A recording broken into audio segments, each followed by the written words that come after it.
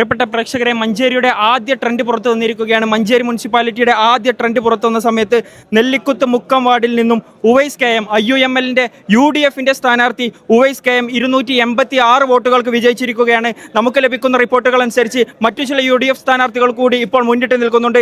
ചേലുകുളത്ത് Abubakar NV 1 വോട്ടിന് മുന്നിലാണ്. Stadium വാർഡിൽ സുലൈഖ ജലീൽ UDFന്റെ സ്ഥാനാർത്ഥിയാണ്, 1 വോട്ടിന് മുന്നിട്ട് നിൽക്കുകയാണ്.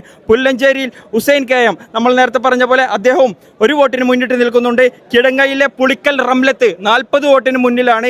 പിന്നെ നേരത്തെ പറഞ്ഞതുപോലെ നെല്ലിക്കുത്ത് മുക്കത്ത് ഉവൈസ് KM IUMLന്റെ മുസ്ലിം ലീഗിന്റെ UDFന്റെ സ്ഥാനാർത്ഥി 608 വോട്ടുകൾ നേടി 286 വോട്ട് ഭൂരിപക്ഷത്തിൽ വിജയിച്ചിരിക്കുന്നതാണ്. മഞ്ചേരിയുടെ ആദ്യ ട്രെൻഡ്, ആദ്യമായി പുറത്തു വരുന്ന ഫലം എന്ന് പറയുന്നത്. മാത്രമല്ല പ്രേക്ഷകരെ, 1 മുതൽ 6 വരെയുള്ള വാർഡുകളിലെ വോട്ട് നിലവിൽ എണ്ണിക്കൊണ്ടിരിക്കുന്നുണ്ട്.